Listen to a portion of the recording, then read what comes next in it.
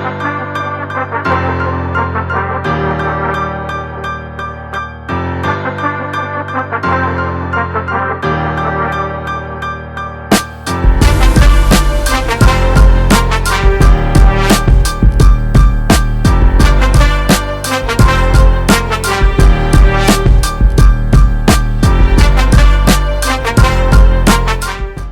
evening, everyone. Welcome to Fandom Collectibles. This is the one of one show. This is the pilot episode, and we're going to talk about commissions, foreign commissions, and giving a shout out to the big homie John Romita Sr. Rest in peace.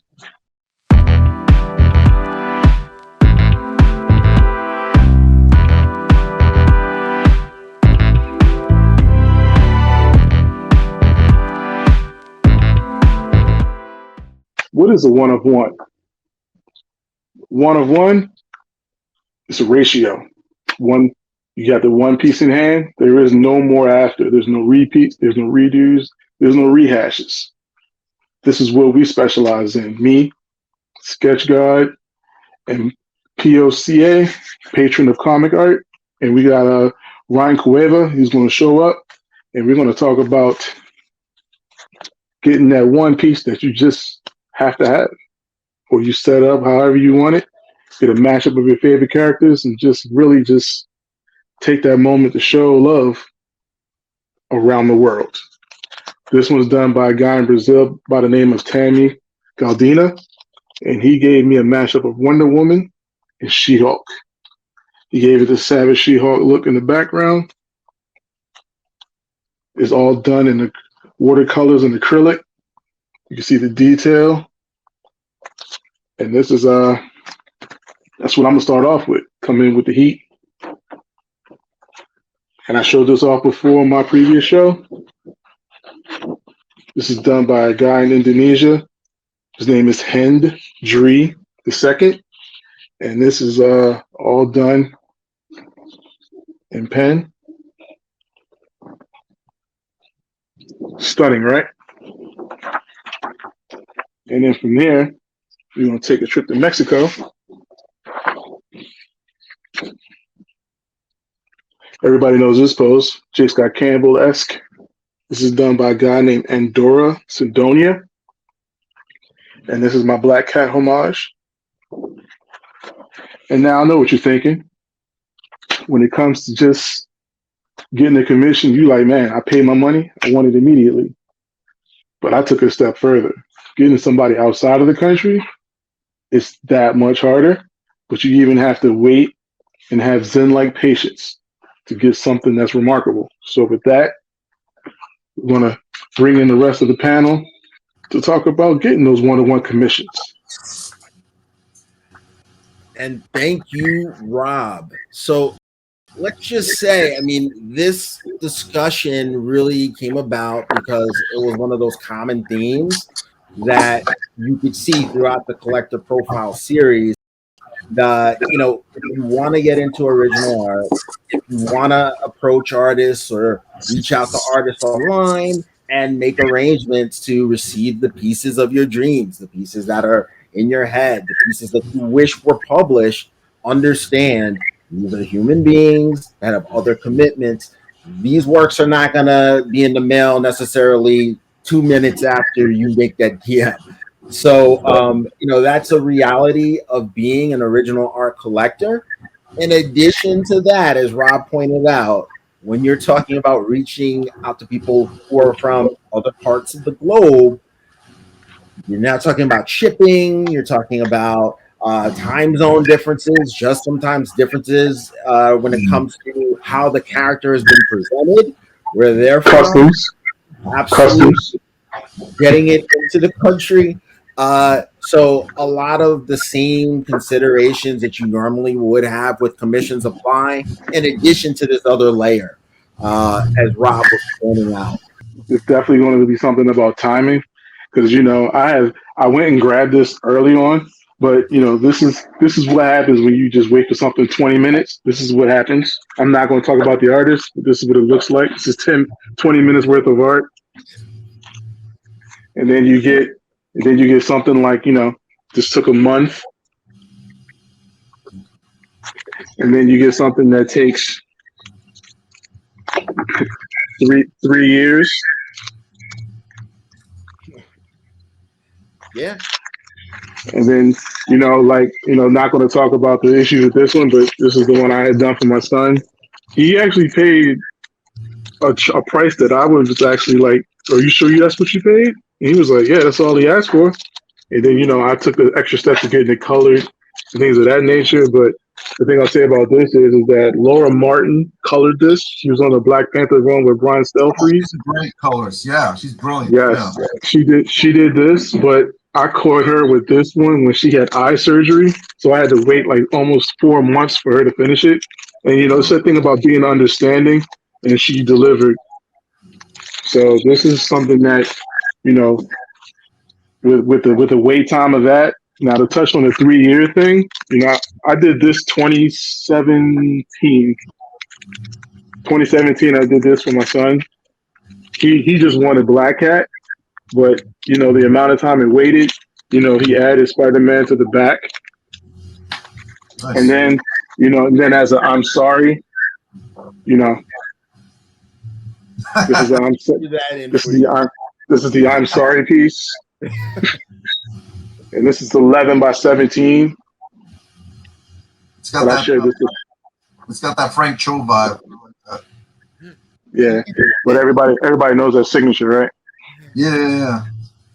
But this is a good story about that artist, because while it took a long time, like you said, there was an I'm sorry piece. There were other additions that you didn't initially ask for. Things that make it clear that that person realizes that wasn't ideal to have that level of turnaround time. But one thing I wanted to also ask you about, Rob, when we're talking about, like Jason was getting into the difference between maybe guiding the work versus trying to dictate exactly what should end up in the final piece. When you're talking about foreign artists, and now you have a language barrier, how have you handled that? Because I can imagine there being situations where you thought you were keeping it kind of simple, what you were looking for, and then maybe something else happened. Now with that, Google Translate is your best friend. You type in what you want. Don't use slang terms. Use, like, hey, I want She-Hulk. Provide as many images as you need to. And it's one of those things where it's like you have to leave artistic freedom. You can ask for the character. You can ask for the colors. You can ask for like the costume or whatever it is. But you have to leave. You have to be subjective to submitting, letting the artist do their thing. You went to them for a reason. Give them the opportunity to have the freedom to make it work. Now, I would say for this one, the original piece to this, he wanted to put her in a She-Hulk suit. I said, hey, is it okay if we get the lawyer suit? And he was like, you sure about that? And I was like, I would love the lawyer suit, because she got the suit, she got the handbag, and even added the glasses for effects. And it was like he even put it on his IG to the test and said, would you prefer this or that? The more views got the lawyer suit versus that. He was like, I guess you were right. And I was like, hey, I know what I want. Let's do it. So we have that video too. We're gonna make that available for people to check out. But I'm sorry, I didn't mean to cut you off there. Just wanted people to know they could see that video of that piece, actually, the process behind its creation. Yeah, and then to bring it full circle, that the Facebook groups, sketchbook covers, cover art lovers, OA commissions. They have a whole sketch fan page that you can go in and see certain artists that you might follow that are on there, and it gives them price lists if they change from year to year. And it's like sometimes they'll do pre-commission work, like you set up for it before the con, you pay for it, give them the idea, and it should be finished by the time you get to the con. It's not always 100%, but you definitely get your fair share of getting stuff done. But during COVID, I fell on a rabbit hole. This is the first thing I bought off of Facebook. I reached out to the artist. I thought it was cool. I sent him the blank because I have a bunch of blanks in my short box. and this one only cost me $30. Shipped Oh, $40, and you know, so wrap around. He blacked it out. Wimple's got the gun. That I didn't see So before. yeah, so this is one of the benefits of jumping on, you know, some of those artists you might not know quite well, and you But they're know, trying to make a name for themselves. So exactly. they have a lot start to something. prove. Yeah. That might be the way you want to go.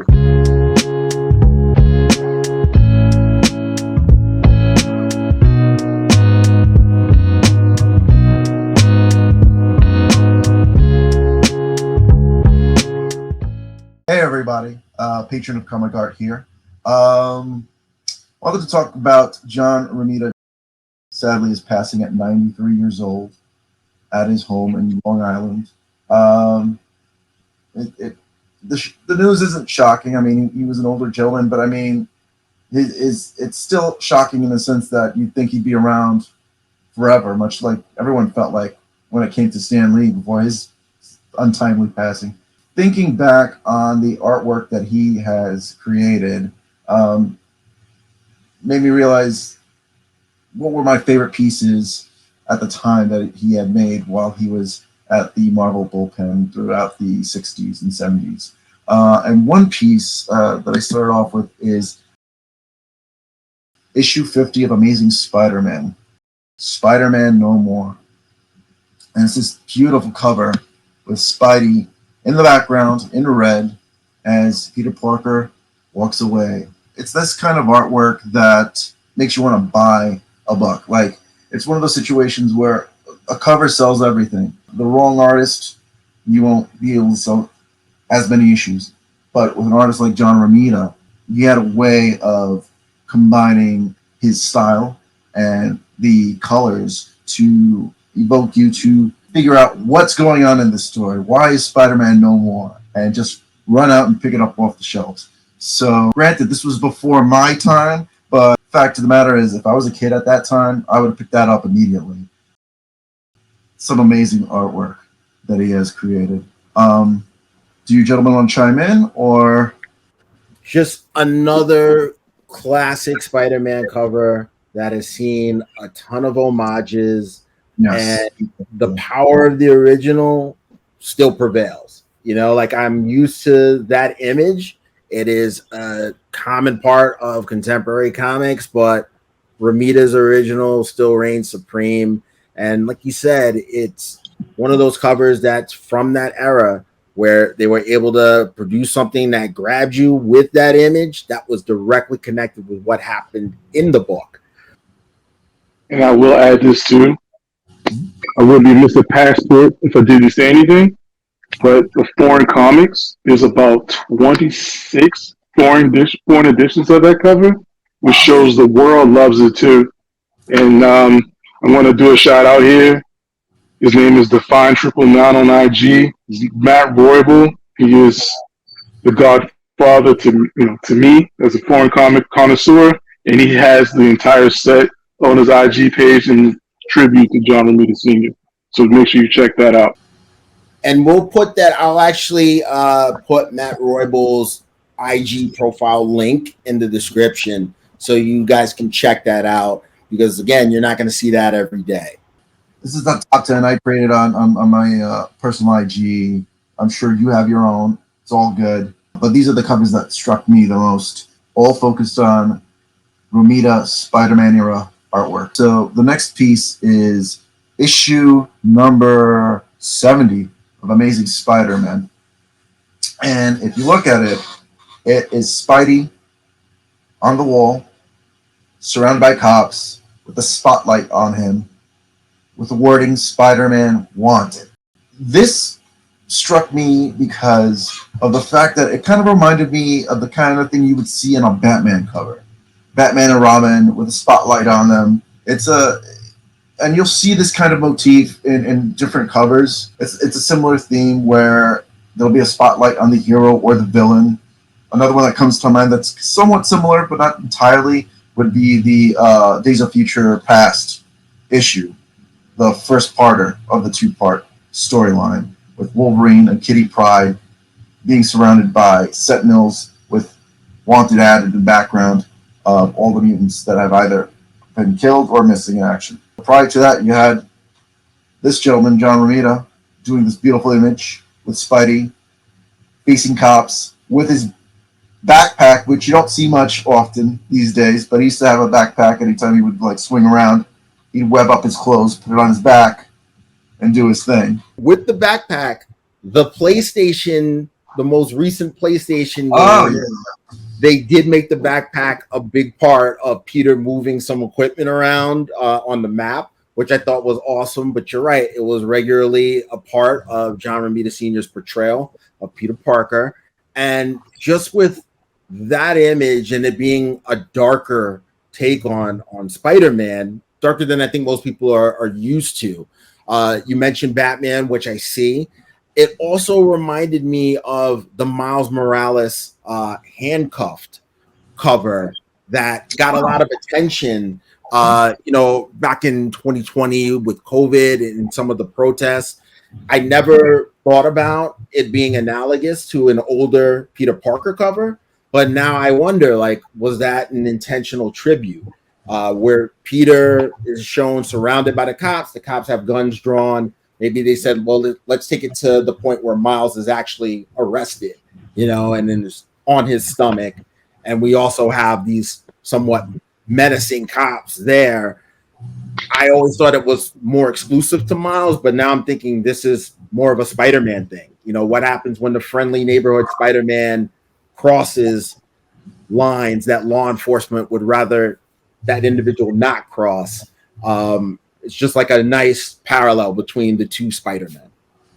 All right, so the next book we got on the list it's number 1, Treasury Edition Spectacular Spider-Man. And a lot of these tend to be reprints sometimes they're original stories. I don't recall what this one was inside, but because I don't own it, but I do love the cover. And if you look at the way he's positioned and as well as the design of the background with the webbing, it is a very iconic look of the character with the webbing in the background. I'm sure you've seen not only on this cover, but on other covers, as well as perhaps even the cartoon series. I would like to say, because they released Spider-Man and then Spider-Man and His Amazing Friends later on. And I could have sworn I've seen this image on stickers as well. Because the reason I say that is because not only was he a great artist and an art director, his style was so synonymous with the Marvel label that they used a lot of his artwork for merchandising. Rob, yeah, you got to show people what you. That's another classic cover. Yes. And the funny thing about this is, taking one step further, this is the story that they put inside of that Japanese Playboy Spider-Man. Isn't that okay? So that Japanese Playboy Spider-Man, that was the Amazing Fantasy 15. Wasn't part of the origin in there? Yes, but the story came from this. This is the story that they chopped up to put into the Japanese Playboy magazine. Got it. Okay. That doesn't have this. That one doesn't have the Ditko art. It has the John Romita in it. So you can say John Romita is in a Playboy magazine. Not the way you think. Yeah. I'll just say, John Romita Sr. is classic Spider-Man. When you're talking about the images people commonly associate from the 60s and 70s, yes, Steve Ditko is the co-creator, and he has that acknowledgement, and he'll always be thought of as really the first Spider-Man artist. But John Romita's work, like you said, with the merchandising aspect, the tie-ins via the animated series, what was on your lunchbox, what was on your backpack was most likely John Romita Sr.'s work. And for that reason, when people have those old school images of Spider-Man in their head, it's JRS. Next. Amazing Spider-Man 119. This one is a confrontation with and the Incredible Hulk. I believe this was a two-parter, and this was the first one of the two-parter. By looking at the cover, you see Spidey surprised by the presence of the Hulk, some word balloon action, Spidey literally saying in the bottom, Spidey versus the Hulk. And it looks like the army is right behind on this, what looks like a dam. I believe it's a dam or a building.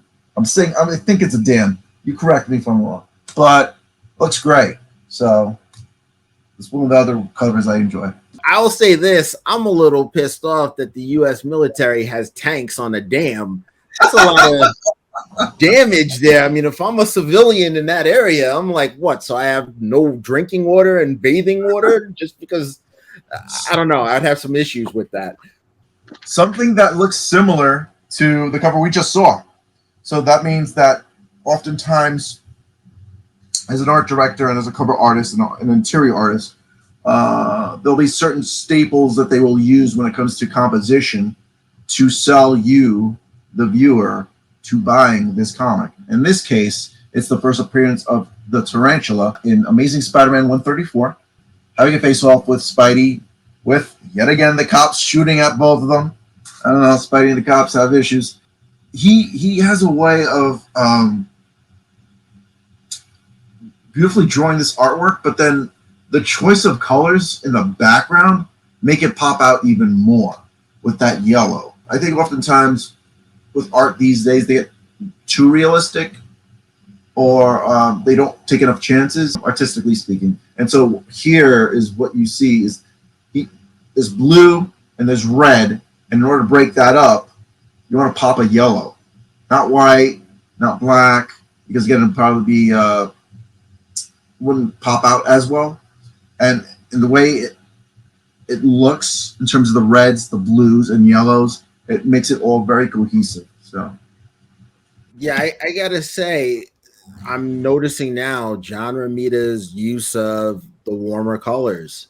You know, red, yellow, orange. He just had a command of it that has been lost in many ways with modern artists.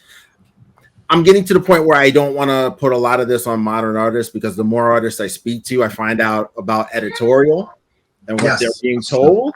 So I shouldn't say necessarily it's on the artist, but point blank on modern comic covers, like you said, they oftentimes default to a plain black or plain white background. That pop of color. It's one of the things that made John Romita Sr. not only pop out with his work, but stand out from his peers. The next one I dig a lot because it's literally Spidey and his villains. Amazing Spider-Man 141. You have Spidey. Normally he's facing you. In this case, he's got his back towards you because he wants you to feel just like he does. Be confronted by his villains. So you've got Jackal, Vulture, you've got Dr. Octopus, Mysterio, and the living vampire Morbius. Usually I'm used to seeing him fighting Sinister Six in some way, shape, or form, but it seems like in this storyline there's only 5 of them. So I wish I knew what the story was on the inside, but I don't. But I do love that damn cover. It's really, really cool. You've got Mysterio, surprising Spidey with all these villains slowly coming out of the smoke, and Spidey's like, all right, what am I going to do at this point? He's shocked, got all these villains. It'll certainly entice you to pick up that book if it was over on the shelves. So. And of course, there you go. Where's there it you from? go. The Cabanas Hellas Greek. Oh, interesting. Okay. Nice. You were one book early, P.O.C.A, when you said I expect you to have it. The next book up. Awesome. Believe it or not, I paid $6 for this. Nice. Next cover we have is a classic. There's actually 2 versions, but I chose the hero villain version of The Amazing Spider-Man Annual 21, the marriage of Spidey and Mary Jane Watson, with the bride and groom's family and friends on either side of them. And the other cover was Spidey and Mary Jane, but this time it was the heroes and villains fighting each other in the background. This was a Romita cover done specifically for the wedding. This, I think, was written by Jim Shooter. And I think the reason they made this was because they were originally going to get married in the comic strip. And so what happened was they decided to do that in the comics as well. So, yeah, It's a very classic cover. Dig it. And too bad they didn't. I mean, they lasted a while. I know that lately the comics have been having them forget who Mary Jane and Spider-Man are together. Are they friends? Are they this or that? But, Jason, you have people throwing stuff around their rooms right now because there's a lot of frustrated Peter Parker fans who just having to think about the situation the last couple of years, they're ready to hurt someone. But this is simpler times. This is when very much so. Peter and MJ are together. Be happy. The devil hasn't shown up and made anyone forget anything. It's just a more straightforward romance story. And Rob, the foreign, is there? Yes, there is a Turkish. There is a Turkish. Oh, nice. Okay. See, they cut in the background. It's yellow. You see? Yeah. It's interesting what they choose to keep and what they choose to change when it comes to these covers. And that's the beauty of it. I mean, I'm showing this to show that there's awareness that, hey, there's a different iteration of the book. John Romita was loved worldwide, and this is just, it's not even saying you have to buy it as a financial investment. It's just saying, hey, I love the cover. I want every edition I could find to get my hands on. I'm not sitting here trying to push you going to be a millionaire off of this. It's fun to me. It's just reinvigorated my collecting. It's reaching out, finding things for cheap. I got this in a lot, buying another book. But I mean, that some of the books were just like, they fell in my lap, and I just said, hey, I'll take it. I love it. Let's go. There's still a digging aspect with foreigns, but foreign books that reproduce important silver, bronze, age books, and at an affordable price, like Rob said.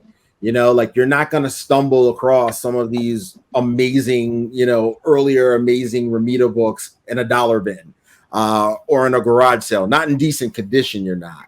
But with the foreign editions, there's still opportunity to get one of those books at a decent price, and it has its own spin on it. It's its own take on that Romita classic cover.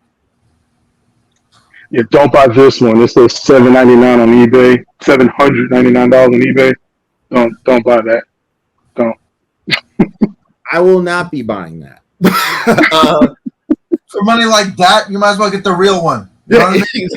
The original with that money, and then you want to get the foreign editions. They're not. They're decently priced. They're not. Yeah. I wouldn't say $700 is worth putting into that particular. It's somebody trying to profit off of him passing, saying, "Hey, it's Romita. They jacked up the price. My price in a decent condition of a Turkish book, $75. You'll probably find one. It might take $20 to ship to you. That's a fair deal, in my opinion. But I think it's just somebody profiting off of the fact that he passed. That's what this is." And that's what happening a lot lately. So I mean, if you like it, if you got the cash to do it, I'm telling you not to. But if you can do it and not break a sweat, go for it. But there are more affordable options out there for sure. Jason, Take us home. I know we're getting towards the top of your list. Sure. So next on the list is Amazing Spider-Man 135. With this book, you see a number of the friends, family, villains in Spidey's life. And one in particular, in the bottom, is the Punisher, whose costume was created by John Romita. They were going through different names at the time, and so they eventually settled on the Punisher. This is his second appearance. I just love the design of the cover. Got Spidey in the middle, with a spider in the background, the legs separating almost like panels, the different people in his life that he's got to confront or deal with or share life with. So there is a Brazilian edition. Okay. Now this one they went a different route. Okay. Interesting. Okay. I like that. Let me just compare it here. I'll put it back up.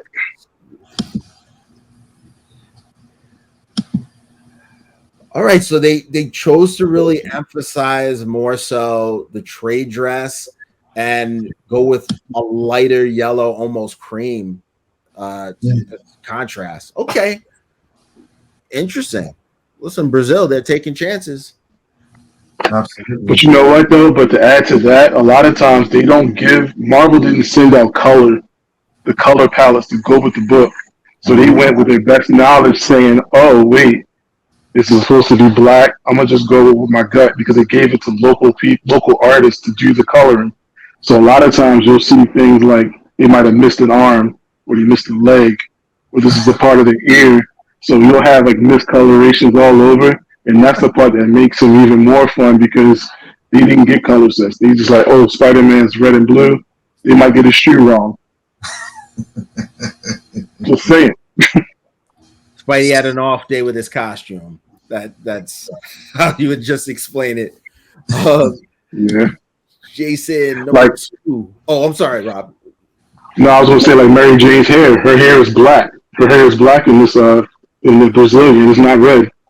If you picked up on that, I'll put it up again. Yeah. So a lot of these foreign editions black and white pages into the inside. For this one, this is not in color. This is black and white. This one in particular is black and white, but it will stay M colores in color on the front if it is in color. But a lot of times the Brazilians are in black and white. See, there you go. Yeah. Spectacular Spider-Man. I believe this is number 2. At the time, they were trying to release magazine-sized editions of comics for adults, older, college age, 20-somethings, etc. But it didn't last too long. I think it was just 2 issues. I believe Rob shared the first cover earlier for that series. And so this is the second one, which is a classic cover, slightly redone by Romita. Romita did his first Spider-Man, I think it was number 39 of Amazing Spider-Man. And so there's a slight similarity in terms of the layout with being attacked, frankly, by the Green Goblin. Beautifully done. This looks like it was painted, which is not something you often see by Romita. A lot of times he's just doing pencils and inks, but in this case, it looks painted. I don't know, but it's beautifully done. So.